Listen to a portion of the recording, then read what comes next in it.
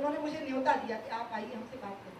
हमारे साथ इस वक्त मौजूद है मध्य प्रदेश की पूर्व मुख्यमंत्री उमा भारती, जो कि वर्तमान में राष्ट्रीय उपाध्यक्ष भी है भारतीय जनता पार्टी का। उमा भारती को ये श्रेय जाता है कि मध्य प्रदेश में उन्होंने भाजपा को स्थापित किया था, दिग्विजय सिंह सरकार को उखाड़ फेंका था।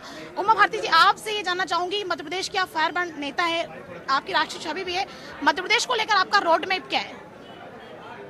पूरी पार्टी का जो रोड मैप है वही मेरा रोड मैप है। यहाँ हमारी फिर से सरकार बने और हमारी योजनाओं और विकास कार्यों के आधार पर बने। गंगा को लेकर आप बहुत ज्यादा संवेदनशील है, गंगा अभियान आपने चलाया हुआ, थोड़ा सा शॉर्ट में थोड़ा सा जानना चाहेंगे उसके बारे में। गंगा आज से 50 साल पहले बहुत अच्छी थी और वो लाखों साल से धरती पर बह रही थी, लेकिन उसका कुछ नहीं बिगड़ा। आज़ादी के बाद के जो 50 साल है उसने गंगा को बिल्कुल नष्ट कर दिया।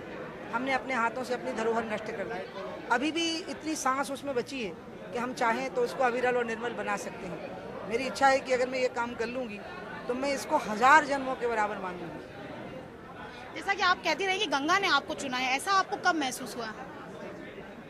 मैं गंगा पहले जाती थी गंगोत्री, लेकिन करीब 11 साल से नहीं गई थी। लेकिन 2010 में ऐसी घटना हुई कि मैं अचानक सोते से उठी। सुबह 4 बजे, मैं उठती नहीं हूँ सुबह, मैं तो उठती हूँ 9 बजे, लेकिन उस दिन मैं सुबह 4 बजे उठी और मुझे लगा मुझे गंगोत्री जाना। और ये भी तब जब गंगोत्री के पट बंद थे और मैं थोड़ा अपनी भाभी की मृत्यु से थोड़ी व्यथित थी।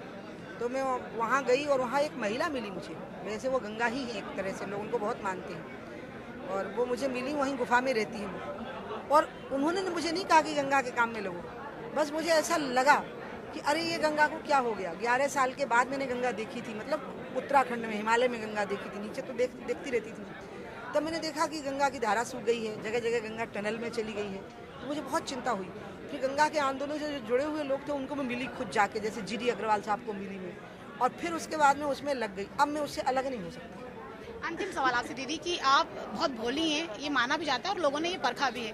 कहीं ना कहीं क्या आपको ऐसा लगता है कि आपके भोलेपन का आपको नुकसान हुआ है? नहीं मैं तो मानती हूँ कि मैं बहुत बुद्धू हूँ, और मैं 5 लोकसभा के चुनाव जीती, 2 विधानसभा के चुनाव जीती। मैं 6 साल केंद्र में मंत्री रही हूँ, कैबिनेट मिनिस्टर भी रही हूँ। केंद्र का कैबिनेट मिनिस्टर होना मुख्यमंत्री होने से बड़ा होता है।